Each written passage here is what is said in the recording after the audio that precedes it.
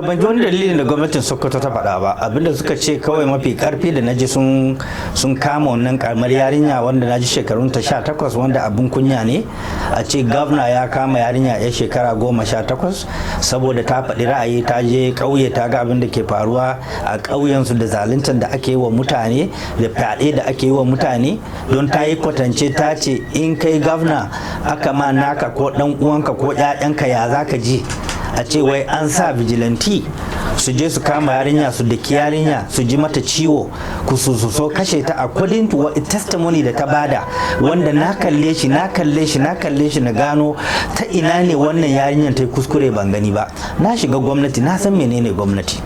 Na biyu yana cikin dalilin da na ce Najeriya za ta yi mummunan kuskure a yau a ce an sa state police, saboda zaluncin da gwamnoni za su yi a ƙasar nan zai iya jawo yaƙi a ƙasar nan gaba daya. Ka duba yadda vigilante group kawai wanda akwai a yawancin state ake amfani da su a zalunci al'umma, a ci mutuncin al'umma saboda sun faɗi ra'ayinsu. Ta ina za mu zauna lafiya in wannan karamar yarinya an mata irin wannan zalunci da cin mutunci saboda yana ga shi gwamna ne, kuma ya manta an yi gwamnoni kafin shi. Duka gwamnonin Sokoto ba wanda ban sani ba, daga kan Bafarawa, daga kan Wamako, daga kan shi Tambuwal, ba wanda ban san su ba ko kuma bana hurɗan alheri da su. Na yi mamaki yadda za a ce wannan gwamna yana da karancin shekaru, bai kai shekarun Tambuwal ba, matashi ne wanda ya kamata rayuwansa ya ga yadda zai canza rayuwar matasa. Rashin tsaro a Sokoto ya haɗa kai da Zamfara da Kebbi da Katsina su kawo daga ƙarshen rashin tsaron nan, sun kasa yi mutane su zo su buɗi baki su yi maganan ana cutar da su ana kashe su, ya kasance cewa sun yi zalunci wai ko sun zagi gwamna. To gwamna waye da ba za a zage shi ba? Kai waye aka zagi shugaban ƙasa? Kuma in an zage ka adalci aka maka, an nuna maka abin da kake yi ba daidai ba ka je ka gyara shi. Ni na zauna a gwamnati, a lokacin da muke gwamnati akwai rashin tsaro a jihar Bauchi, gwamna na a lokacin Malam Isa Guda muka zauna muka haɗa kai muka cewa sai muka rashin tsaro, ƙarshen rashin tsaro a Bauchi kuma muka kawo. To a lokacin an zage mu an ce ana saran mutane ana sukan mutane a Bauchi, a sai mu ce ƙarya ne aka yi wanda mun tabbatar da cewa ana yi. Ba a faɗi a jihar Sokoto ko a Katsina ko a Zamfara ko abin da ba a yi ne, kullum ana reporting wannan abu. So don yarinya ta fito ta yi wannan magana, kana da karfin mulki, ka yi amfani da karfin mulki ka murkushe yarinya da ke shekara 18, sannan a ce wai masifan nan da ya faɗo mana a arewa ba mu muka jawo shi ba, wa ya jawo shi? Sannan babu aikin da 'yan siyasa suke da shi sai amfani da 'yan iska, su saya musu kwaya, su je su ci mutuncin mutane, su tozarta mutane. Me yasa ba za a yi amfani da wannan matasa a kawo tsaro a jihohi ba? Me yasa ba za a yi ba? Me yasa ake amfani da matasa a cutar da mutanen arewa?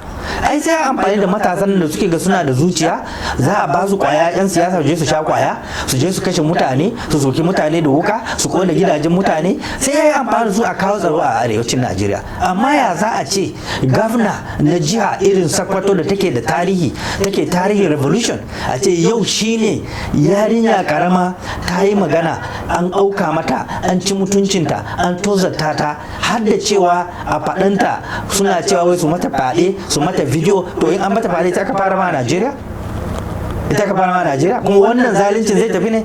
Allah ba zai bar wannan zalunci ba. Abinda nake ga gwamnoni abokanai na yan uwana, billahu azim, zamana a gwamnati da nayi da yadda naka gwamnati ke tafiya, da tarihin da ya nuna gwamnoni da suka bar mulki a halin da suke ciki a yau, ya kamata su ringa tunani, su tuna cewa fa mulkin nan za su bashi, ba gadon iyayensu bane, ba gadon kakanninsu bane. Allah ne cikin ikonsa ya ba su wannan mulki. In ba su ma al'umma adalci ba, wallahi zai koma kansu ko ƴaƴansu ko yan kokon wansu. So gwamnan Sokoto ina baka shawara, ka nemi iyayen wannan yarinya, ka nemi yan uwanta, ka bata shawara, ka janye wannan shari'a da ka sa a kotu, domin duk duniya yanzu ya tashi akan yarinyar nan, kuma ma ba za mu bari ba. Ba yadda za a ce dan Najeriya bai da yancin, constitution na Najeriya ya ba kowa yanci ya faɗi abin da yake so. Ni so nawa nake ji hankalin Bola Ahmed Tinubu, president na Najeriya, da president Muhammadu Buhari, da Jonathan, da dukkansu babu wanda ban ji hankalin shi akan cewa wasu abubuwan da suke zalunci ne su canza shi. Ai raji ina ne, kuma ba wanda ya sai hana ni. Don me za ka je ka murkushe karamar yarinya ka ce bata isa ta faɗi ra'ayinta ba? Wannan ba daidai ba ne. kuma sai mun gaya kanmu gaskiya mu a arewa kafin mu zauna lafiya. Yau shugabanci ya karya ya lalace a arewa, waye zaka zarga? kuma ya shafe mu dukan mu.